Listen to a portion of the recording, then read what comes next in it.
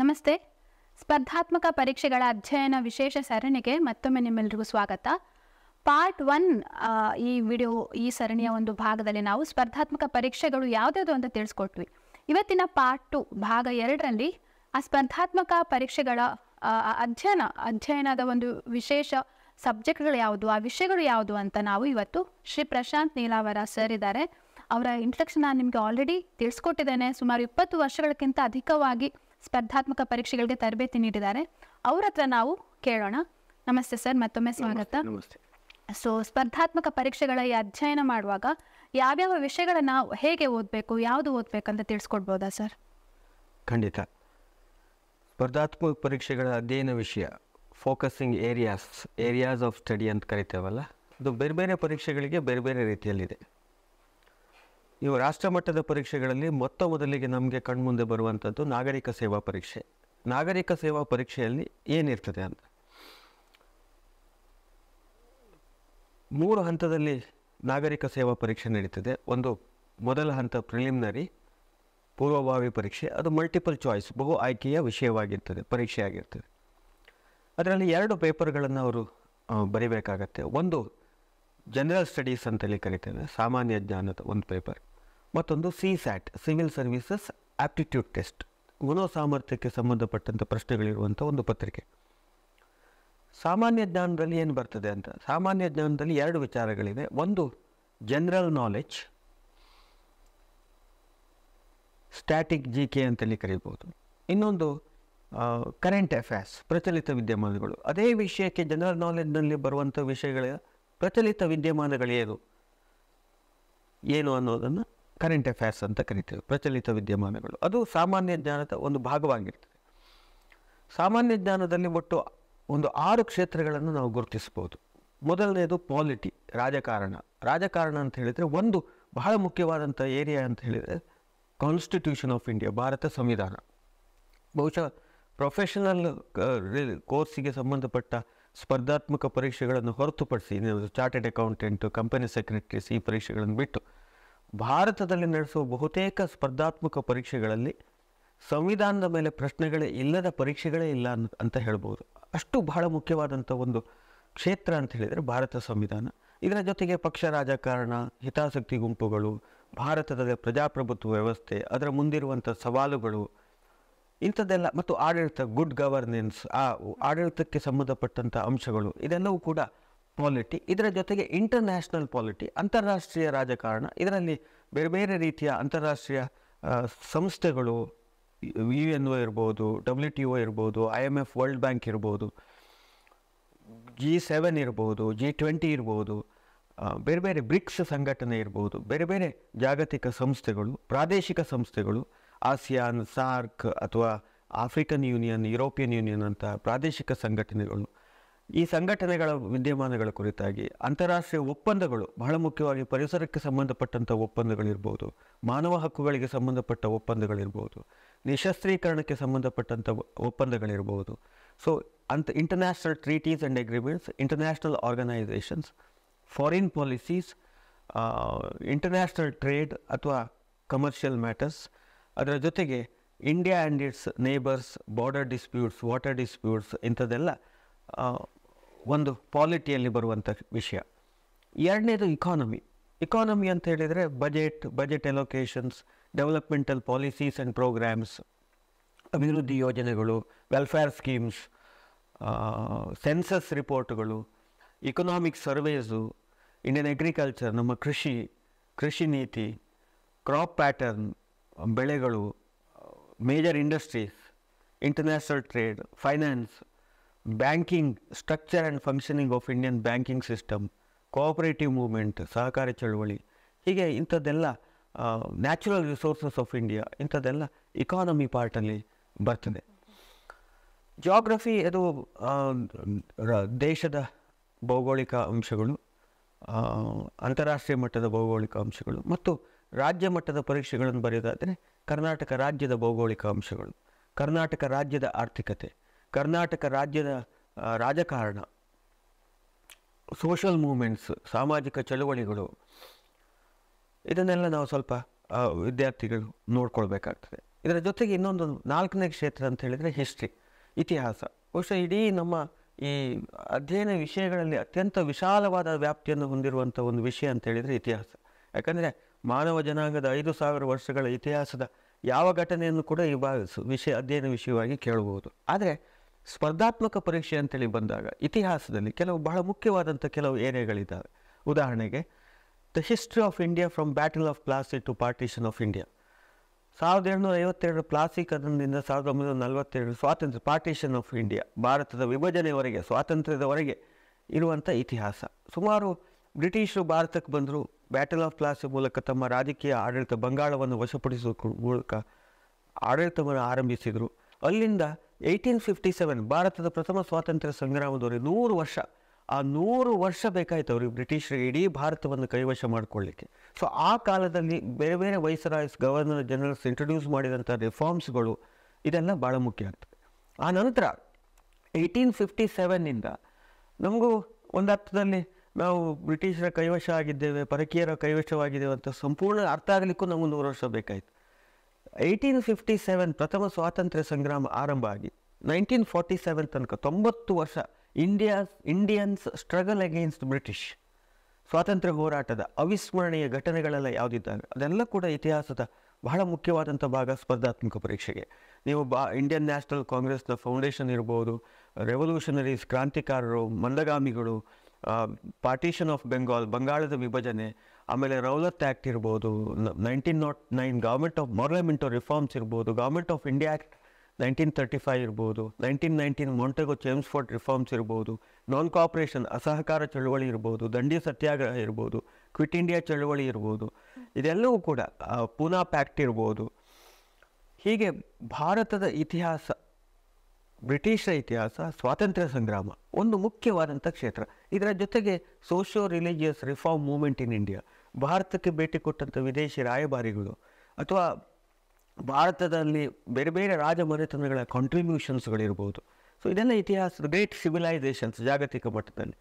ಹಾಗೆ ಕರ್ನಾಟಕಕ್ಕೆ ಬಂದಾಗ ಯುನಿಫಿಕೇಷನ್ ಮೂವ್ಮೆಂಟ್, ಫ್ರೀಡಮ್ ಸ್ಟ್ರಗಲ್ ಇನ್ ಕರ್ನಾಟಕ, ಇದೆಲ್ಲ ಬಹಳ ಮುಖ್ಯವಾದಂಥ ಒಂದು ಐತಿಹಾಸಿಕ ಸ್ಥಳಗಳು, ಸ್ಮಾರಕಗಳು. ಇಂಥದ್ದೆಲ್ಲ ಸ್ವಲ್ಪ ನಾವು ವಿದ್ಯಾರ್ಥಿಗಳು ಅದರ ಕಡೆ ಗಮನ ಹರಿಸಬೇಕಾಗ್ತದೆ.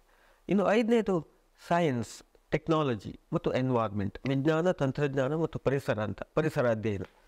ಈ ಭಾಗದಲ್ಲಿ ಈ ಒಂದು ಕ್ಷೇತ್ರದಲ್ಲಿ ಹ್ಯೂಮನ್ ಬಾಡಿ, ಡಿಸೀಸಸ್, ಬೇರೆ ಬೇರೆ ವೈರಸ್ಗಳು, ಅದಕ್ಕೆ ವ್ಯಾಕ್ಸಿನೇಷನ್ಸ್, ಔಷಧಿ, scientific loss, geographical discoveries, scientific inventions, loss of science, ವಿಜ್ಞಾನದ ಕೆಲವು ಪ್ರಮುಖವಾದಂಥ ನಿಯಮಗಳು, ಸೈಂಟಿಫಿಕ್ ಇನ್ಸ್ಟ್ರೂಮೆಂಟ್ಸ್ ಇರ್ಬೋದು, ಪರಿಸರ ಮಾಲಿನ್ಯ, ಪರಿಸರ ಮಾಲಿನ್ಯಕ್ಕೆ ಕಾರಣ, ಪರಿಸರ ಮಾಲಿನ್ಯಕ್ಕೆ ಬೇರೆ ಬೇರೆ ರೀತಿಯ ಪರಿಸರ ಮಾಲಿನ್ಯಗಳು ಯಾವುದು, ಅದನ್ನು ತಡೆಗಟ್ಟುವ ಮಾರ್ಗ ಹೇಗೆ, ಪರಿಸರಕ್ಕೆ ಸಂಬಂಧಪಟ್ಟಂತೆ ಇರುವಂಥ ಸಂಸ್ಥೆಗಳು ಯಾವುದು, ಈಗ ನ್ಯಾಷನಲ್ ಗ್ರೀನ್ ಟ್ರಿಬ್ಯುನಲ್ ಇರ್ಬೋದು, ಸೆಂಟ್ರಲ್ ಪೊಲ್ಯೂಷನ್ ಕಂಟ್ರೋಲ್ ಬೋರ್ಡ್ ಇರ್ಬೋದು, ಆ ಪರಿಸರಕ್ಕೆ ಸಂಬಂಧಪಟ್ಟಂತೆ ಕಾರ್ಯನಿರ್ವಹಿಸುವಂಥ ಸಂಸ್ಥೆಗಳು ಯಾವುದು, ಪರಿಸರಕ್ಕೆ ಸಂಬಂಧಪಟ್ಟಂತೆ ಜಾರಿಗೆ ತಂದಂಥ ಕಾಯ್ದೆ ಕಾನೂನುಗಳು ಯಾವುದು, ಭಾರತದ ಮತ್ತು ಜಾಗತಿಕ ಮಟ್ಟದಲ್ಲಿ ಜನಪ್ರಿಯ ಅಥವಾ ಪ್ರಸಿದ್ಧವಾದಂಥ ಪರಿಸರ ಚಳುವಳಿಗಳು ಯಾವುದು, ಖ್ಯಾತ ಪರಿಸರವಾದಿಗಳು ಯಾರು. ಸೊ ಇಂಥದ್ದೆಲ್ಲ ಪರಿಸರಕ್ಕೆ ಸಂಬಂಧಪಟ್ಟಂಥ ಪ್ರಮುಖವಾದಂಥ ದಿನಗಳು ಯಾವುದು, ಪ್ರಮುಖವಾದಂಥ ಡಿಕ್ಲರೇಷನ್ಸ್, ಒಡಂಬಡಿಕೆಗಳೆಲ್ಲ ಯಾವುದಾಗಿದ್ದಾವೆ, ಟ್ರೀಟೀಸ್ ಆ್ಯಂಡ್ ಅಗ್ರಿಮೆಂಟ್ಸ್, ಇವು ಕ್ಯೋಟೋ ಪ್ರೋಟೋಕಾಲ್ ಇರ್ಬೋದು, ಮಾಂಟ್ರಿಯಲ್ ಪ್ರೋಟೋಕಾಲ್ ಇರ್ಬೋದು, ಹೆಲ್ಸಿಂಕಿ ಡಿಕ್ಲರೇಷನ್ ಇರ್ಬೋದು, ರಯೋ ಅರ್ತ್ ಸಮ್ಮಿಟ್ ಇರ್ಬೋದು, ಕೋಪನ್ಹ್ಯಾಗನ್ ಡಿಕ್ಲರೇಷನ್ ಇರ್ಬೋದು, ಡರ್ಬನ್ ಸಮ್ಮಿಟ್ ಇರ್ಬೋದು, ಪ್ಯಾರಿಸ್ ಕನ್ವೆನ್ಷನ್ ಇರ್ಬೋದು, ಜಿನೆವಾ ಕನ್ವೆನ್ಷನ್ಸ್ ಇರ್ಬೋದು. ಸೊ ಇದೆಲ್ಲವೂ ಕೂಡ. ಮತ್ತು technology, India's space technology, industrial technology, ಇದನ್ನೆಲ್ಲ ಸ್ವಲ್ಪ ಸೈಬರ್ ಟೆಕ್ನಾಲಜಿ, ಇತ್ತೀಚಿನ ವಿದ್ಯಮಾನಗಳು, ಇದೆಲ್ಲವನ್ನು ಕೂಡ ಓದ್ಕೊಳ್ಬೇಕಾಗ್ತದೆ ಈ ಭಾಗದಲ್ಲಿ ವಿಜ್ಞಾನ ಅಂತ ಬಂದಾಗ. ಆಮೇಲೆ ಇನ್ನೊಂದು 6ನೇದು ಆ್ಯಪ್ಟಿಟ್ಯೂಡ್, ಮನೋಸಾಮರ್ಥ್ಯ, ರೀಸನಿಂಗ್, ಮ್ಯಾಥ್ಸ್, ಈ ಪಾರ್ಟ್. ಸೊ ಈ 6 ಕ್ಷೇತ್ರಗಳು ಜನರಲ್ ಸ್ಟಡೀಸ್ ಅಂತ ಬರ್ತದೆ. ಇದಕ್ಕೆ ಪೂರಕವಾಗಿ ಬರುವಂಥದ್ದು ಕರೆಂಟ್ ಅಫೇರ್ಸ್, ಪ್ರಚಲಿತ ವಿದ್ಯಮಾನಗಳು. ಈಗ ಪ್ರಚಲಿತ ವಿದ್ಯಮಾನಗಳಂದರೆ ನಮ್ಮ ದಿನನಿತ್ಯ ಆಗು ಹೋಗುವಂಥ ಪ್ರಮುಖವಾದಂಥ ಘಟನೆಗಳು. ಅದು ತುಂಬ ಘಟನೆಗಳು ಘಟಿಸ್ತದೆ. ಆದರೆ ಸ್ಪರ್ಧಾತ್ಮಕ ಪರೀಕ್ಷೆ ತಯಾರಿ ಮಾಡುವಂಥ ಒಬ್ಬ ವಿದ್ಯಾರ್ಥಿ, ಒಬ್ಬ ಆಕಾಂಕ್ಷಿ ಹೇಗೆ ನೋಡಬೇಕು, ಈ ಜಗತ್ತಿನ ವಿದ್ಯಮಾನಗಳನ್ನು ಯಾವ ದೃಷ್ಟಿಕೋನದಲ್ಲಿ ನೋಡಬೇಕು ಅಂತ. ಈಗ ಒಬ್ಬರು ಭುವನ ಸುಂದರಿ ಅಂತ ಆಯ್ಕೆ ಆಗ್ತಾಳೆ, ಅದು ಅವನಿಗೆ ಮುಖ್ಯ ಆಗ್ತದೆ. G20 ಶೃಂಗಸಭೆ ಆಗ್ತದೆ, ಅಲ್ಲಿ ಮಾಡಿದಂಥ ಡಿಕ್ಲರೇಷನ್ ಮುಖ್ಯ ಆಗ್ತದೆ. ಮುಂದಿನ G20 ಶೃಂಗಸಭೆ ಎಲ್ಲಿ ನಡೆಯಲಿಕ್ಕಿದೆ ಅದು ಮುಖ್ಯ ಆಗ್ತದೆ. G20 ಶೃಂಗಸಭೆಯಲ್ಲಿ 21ನೇ ರಾಷ್ಟ್ರ ಸದಸ್ಯತ್ವವನ್ನು ಯಾರಿಗೆ ನೀಡಲಾಯಿತು, ಆಫ್ರಿಕನ್ ಒಕ್ಕೂಟಕ್ಕೆ, ಅದು ಮುಖ್ಯ ಆಗ್ತದೆ.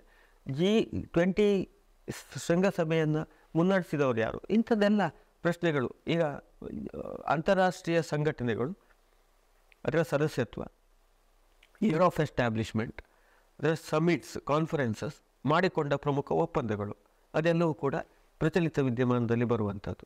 ಟ್ರೀಟೀಸ್ ಆ್ಯಂಡ್ ಅಗ್ರಿಮೆಂಟ್ಸ್ಗಳಿರ್ಬೋದು, ಸುದ್ದಿಯಲ್ಲಿರುವಂಥ ನ್ಯಾಷನಲ್ ಪಾರ್ಕ್ಗಳಿರ್ಬೋದು. ಇತ್ತೀಚೆಗಷ್ಟೇ ಬೇರೆ ಬೇರೆ ರಾಷ್ಟ್ರೀಯ ಉದ್ಯಾನಗಳಿಂದ ವನ್ಯಮೃಗಗಳನ್ನು ಒಂದು ಉದ್ಯಾನ ಇದು ನ್ಯಾಷನಲ್ ಪಾರ್ಕಿಂದ ಇನ್ನೊಂದು ಕಡೆ, ಒಂದು ವೈಲ್ಡ್ ಲೈಫ್ ಮೃಗಾಲಯದಿಂದ ಇನ್ನೊಂದು ಕಡೆ ಶಿಫ್ಟ್ ಮಾಡುವಂಥದ್ದನ್ನು ನಾವು ಕಂಡ್ವಿ. ಆದರೆ ಕೆಲವು ಹುಲಿಗಳೆಲ್ಲ ತೀರ್ಕೊಂಡ್ವು. ಸೊ ಅದು ಸುದ್ದಿಯಲ್ಲಿದೆ, ಕೆಲವು ರಾಷ್ಟ್ರೀಯ ಉದ್ಯಾನಗಳು ಸುದ್ದಿಯಲ್ಲಿದೆ.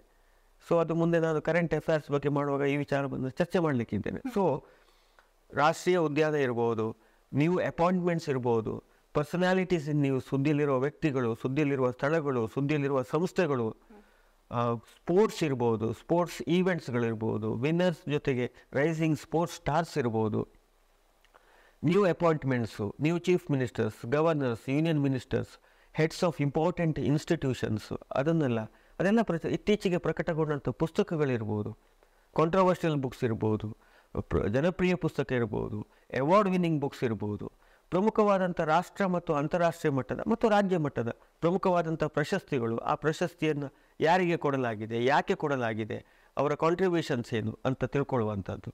ಸೊ ಇದೆಲ್ಲವೂ ಕೂಡ ಪ್ರಚಲಿತ ವಿದ್ಯಮಾನಗಳಲ್ಲಿ ಬರುವಂಥದ್ದು. ಸೊ ಪ್ರಚಲಿತ ವಿದ್ಯಮಾನ ಇದು ಒಂದು ಪೇಪರ್ನ ಬಗ್ಗೆ ನಾನು ಹೀಗೆ ಹೇಳಿದೆ. ಸಾಮಾನ್ಯವಾಗಿ ಸಿವಿಲ್ ಸರ್ವಿಸಸ್ ಪರೀಕ್ಷೆ ಇರ್ಬೋದು, ಬ್ಯಾಂಕ್ ಪರೀಕ್ಷೆ ಇರ್ಬೋದು. ಆದರೆ ಬ್ಯಾಂಕ್ ಪರೀಕ್ಷೆ ಸಾಮಾನ್ಯ ಜ್ಞಾನ, ಸೋಷಿಯೋ ಇಕನಾಮಿಕ್ ಅವೇರ್ನೆಸ್ ಅಂತ ಕರೀತಾರೆ. ಅದು ಸ್ವಲ್ಪ ಡಿಫ್ರೆಂಟ್. ನಿಮ್ಮ ಸಿವಿಲ್ ಸರ್ವಿಸ್ ಅಷ್ಟು ಡೀಪ್ ಆಗಿ ಹೋಗಬೇಕಾಗಿಲ್ಲ. ಅಲ್ಲಿ ಪಾಲಿಟಿ, ಇಕಾನಮಿ, ಹಿಸ್ಟ್ರಿ, ಜಾಗ್ರಫಿ ಕಡೆ ಹೆಚ್ಚು ಗಮನ ಹರಿಸಬೇಕಾಗಿಲ್ಲ. ಬಟ್ ಸ್ಟ್ಯಾಟಿಕ್ GK ಅಂತ ಬರ್ತದೆ. ಸ್ಟ್ಯಾಟಿಕ್ GKಯಲ್ಲಿ ನಾನು ಹೇಳಿದೆಲ್ಲ, international organisations, treaties, agreements, disputes, personalities in news, nations in news, currencies, capital cities of countries, ಬೇರೆ ಬೇರೆ specialities or uniqueness of countries, books, authors, awards, honours, significant days, developmental policies and programmes, structure and functioning of Indian banking system, places in news, institutions, banking and economy related abbreviations, India's achievements in sports and space, defence, sports ಈವೆಂಟ್ಸ್ಗಳು, culture of India, cultural dances of India, ಇಂಥದ್ದೆಲ್ಲ static GK ಅಂತ ಬರ್ತದೆ. But ಈ ಏರಿಯಾಗಳು ಬರೋದಿಲ್ಲ, ಸ್ವಲ್ಪ different. ಈ bank exam, insurance companies exam, ಇದೆಲ್ಲ ಒಂದು ರೀತಿ. ಸ್ಟಾಫ್ ಸೆಲೆಕ್ಷನ್ ಕಮಿಷನ್ನಲ್ಲಿ, ರೈಲ್ವೆ ರಿಕ್ರೂಟ್ಮೆಂಟ್ ಬೋರ್ಡಲ್ಲಿ, ಸಿವಿಲ್ ಸರ್ವಿಸಲ್ಲಿ ಓದಿದ ಹಾಗೆ ಈ ಎಲ್ಲ ಕ್ಷೇತ್ರಗಳು ನಾನು ಹೇಳಿದ ಹಾಗೆ polity, economy, history, geography, science ಮತ್ತು CSAT ಈ ಪಾರ್ಟ್ಗಳನ್ನೆಲ್ಲ ನೋಡ್ಕೊಳ್ಬೇಕಾಗ್ತದೆ.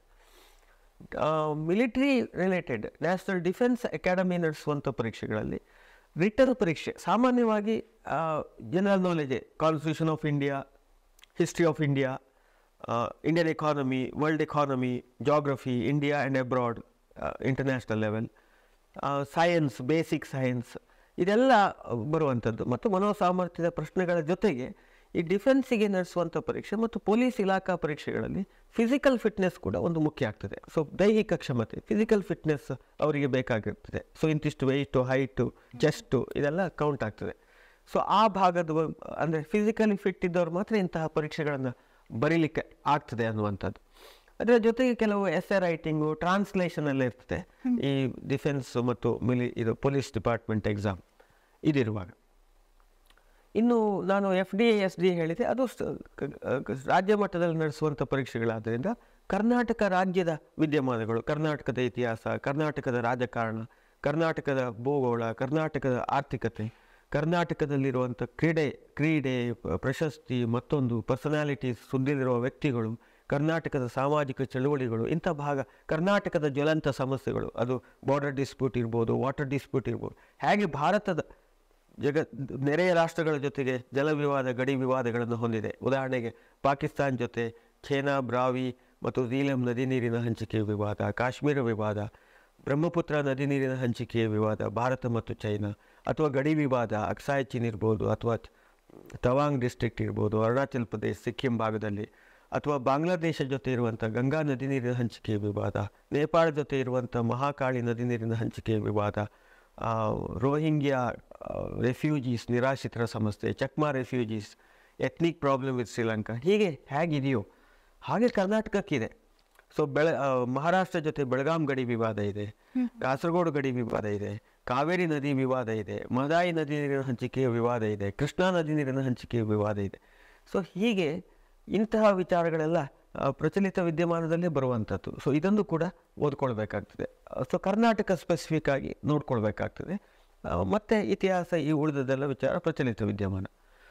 PDO ಪರೀಕ್ಷೆ, ಪಂಚಾಯತ್ ಸೆಕ್ರೆಟರೀಸ್, ಇಂಥ ಪರೀಕ್ಷೆಗಳೆಲ್ಲ ಬಂದಾಗ ಈ ಜನರಲ್ ನಾಲೆಜ್ ಜೊತೆಗೆ, ನಾನು ಈಗ ಹೇಳಿದಂಥ ಜನರಲ್ ನಾಲೆಜ್ನ ಜೊತೆಗೆ ಗ್ರಾಮ ಪಂಚಾಯತ್ ರಾಜ್ ವ್ಯವಸ್ಥೆ ಬಗ್ಗೆ ಒಂದು ವಿಶೇಷವಾದ ಪತ್ರಿಕೆ ಇರ್ತದೆ. 100 ಮಾರ್ಕಿನ ಪೇಪರ್ ಇನ್ನೊಂದಿದೆ, 100-200 ಮಾರ್ಕಿನಿದೆ, 100 ಪ್ರಶ್ನೆಗಳಿರ್ತದೆ.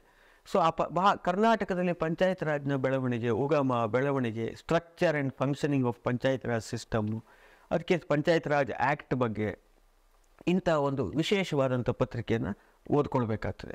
ಮತ್ತು ರೈಲ್ವೆ ನೇಮಕಾತಿ ಪರೀಕ್ಷೆ, ಪೋಸ್ಟಲ್ ಸರ್ವಿಸ್, ಅದೆಲ್ಲ ಸಾಮಾನ್ಯ ಜ್ಞಾನ ಇರುವಂಥದ್ದೇ ವಿಚಾರಗಳು. KAS ಅಂತೇಳಿ, ಕರ್ನಾಟಕ ಅಡ್ಮಿನಿಸ್ಟ್ರೇಟಿವ್ ಸರ್ವಿಸ್ ಅಂತೇಳಿ ಒಂದು ಪರೀಕ್ಷೆ ಬಂದರೆ, ಕೇಂದ್ರದಲ್ಲಿ UPSC ಮಾದರಿಯಲ್ಲೇ ಪ್ರಿಲಿಮಿನರಿ, ನಾನು ಆವಾಗ ಪ್ರಿಲಿಮಿನರಿ ಬಗ್ಗೆ ಮಾತ್ರ ಹೇಳಿಬಿಟ್ಟೆ ಸಿವಿಲ್ ಸರ್ವಿಸಸ್, ಈಗ ಅದನ್ನು ಹೇಳ್ತೇನೆ. ಸೊ ಪ್ರಿಲಿಮಿನರಿ ಆದ ಮೇಲೆ ಮೇನ್ ಎಕ್ಸಾಮಿನೇಷನ್ ಅಂತ ಬರ್ತದೆ. ಅಲ್ಲಿ ಒಂದು ಆಪ್ಷನಲ್ ಐಚ್ಛಿಕ ವಿಷಯವನ್ನು ಆಯ್ಕೆ ಮಾಡ್ಕೊಳ್ಬೇಕು. ಈಗ ಅದರಲ್ಲಿ ಬೇಕಾದಷ್ಟು 23-24 ವಿಷಯಗಳಿವೆ. Political science and international relations, public administration, sociology, psychology, law, commerce and management, economy, history, geography, physics, chemistry, maths, ಹೀಗೆ ಎಲ್ಲ ಸಬ್ಜೆಕ್ಟ್ಗಳಿದೆ. ನಿಮ್ಮ ಆಯ್ಕೆಯನ್ನು ಮಾಡ್ಕೊಳ್ಬೋದು. ಯಾವ ಸಬ್ಜೆಕ್ಟನ್ನು a graduate can opt any subject, ಯಾವ ಸಬ್ಜೆಕ್ಟ್ ಆಫ್ ಇಸ್ ಇಂಟ್ರೆಸ್ಟ್. ಅದರಲ್ಲಿ 2 ಪೇಪರ್ಗಳಿರ್ತದೆ, 250 ಮಾರ್ಕಿನ 2 ಪೇಪರ್ಗಳಿರ್ತದೆ. ಒಟ್ಟು 500 ಮಾರ್ಕ್ಗಳಿಗೆ ನಡೀತದೆ. 1000 ಮಾರ್ಕಿಗೆ ಜನರಲ್ ಸ್ಟಡೀಸ್ ಅಂತ ಬರ್ತದೆ, 4 ಪೇಪರ್ಗಳಿರ್ತದೆ.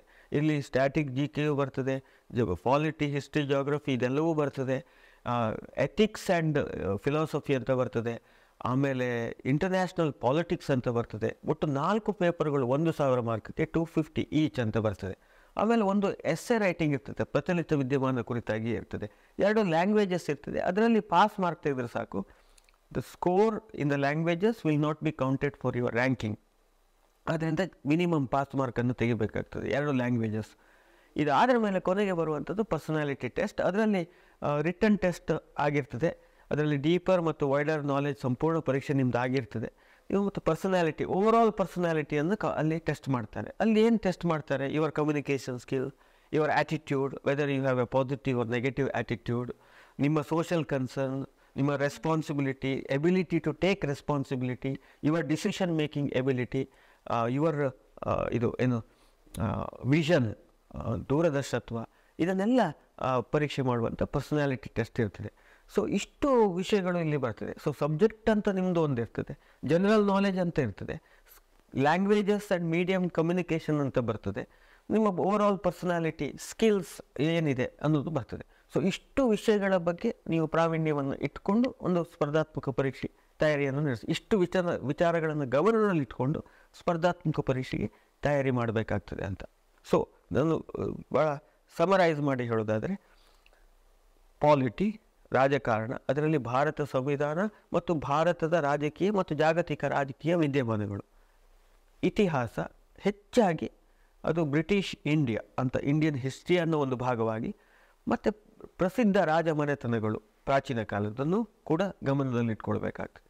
ದೇಶ ಮತ್ತು ವಿದೇಶದ ಭೌಗೋಳಿಕ ಅಂಶಗಳು, ಕರ್ನಾಟಕದ ಸ್ಪೆಸಿಫಿಕ್ ಪರೀಕ್ಷೆ ಬರೆಯೋದಾದರೆ ಕರ್ನಾಟಕದ ಇತಿಹಾಸ, ಕರ್ನಾಟಕದ ಭೂಗೋಳ, ಕರ್ನಾಟಕದ ಆರ್ಥಿಕತೆ, ರಾಜಕೀಯ ವಿದ್ಯಮಾನಗಳನ್ನು ಗಮನದಲ್ಲಿಟ್ಕೊಳ್ಬೇಕು. ಆಮೇಲೆ ಆರ್ಥಿಕ ಅಂಶಗಳು, ಇದರಲ್ಲಿ ಹೆಚ್ಚಾಗಿ ಒಂದು ಅಭಿವೃದ್ಧಿ ಯೋಜನೆಗಳು, ಪ್ಲ್ಯಾನಿಂಗು, ಕೃಷಿ, ಕೈಗಾರಿಕೆ, transport, communication, trade, international trade, ಮತ್ತು ಬಜೆಟ್, ಸರ್ವೇಸ್, ಸೆನ್ಸಸ್ ಇಂಥದ್ದು, ಮತ್ತು ನ್ಯಾಚುರಲ್ ರಿಸೋರ್ಸಸ್, ಈ ಪಾರ್ಟ್ಗಳ ಮೇಲೆ ಕಾನ್ಸಂಟ್ರೇಟ್ ಮಾಡಬೇಕಾಗ್ತದೆ. ಬೇಸಿಕ್ ಸೈನ್ಸ್ ಅಂತ ನಾನು ಹೇಳಿದೆ. ಒಂದು ವಿಚಾರವನ್ನು ಭಾಳ ಮುಖ್ಯವಾಗಿ ಹೇಳಬೇಕು, ಸಾಮಾನ್ಯವಾಗಿ ಸ್ಕೂಲ್ ಲೆವೆಲ್ನಲ್ಲಿ ಇರುವಂಥ ಸೈನ್ಸ್, ಸೋಷಿಯಲ್ ಸೈನ್ಸ್ ಇದೆಲ್ಲವೂ ಕೂಡ ಒಂದು ಅಧ್ಯಯನ ವಿಷಯವಾಗಿರ್ತದೆ ಅಂತ. ಇದಿಷ್ಟು ಸಾಮಾನ್ಯವಾಗಿ ಒಂದು ಬರುವಂಥ ಏರಿಯಾಗಳು. ಇಷ್ಟು ಏರಿಯಾಗಳ ಮೇಲೆ ಕಾನ್ಸಂಟ್ರೇಟ್ ಮಾಡುವವರು ಸ್ಪರ್ಧಾತ್ಮಕ ಪರೀಕ್ಷೆಗಳ ಕಡೆ ಗಮನ ಹರಿಸ್ಬೋದು. Okay sir. ಸೊ ತುಂಬ ಒಂದು ವಿಷಯಗಳ ಒಂದು ಅಂಶಗಳನ್ನು ನಮ್ಗೆ ತಿಳಿಸ್ಕೊಟ್ರಿ ಸ್ಪರ್ಧಾತ್ಮಕ ಪರೀಕ್ಷೆಗಳಿಗೆ ಯಾವ ರೀತಿ ಅಂತ.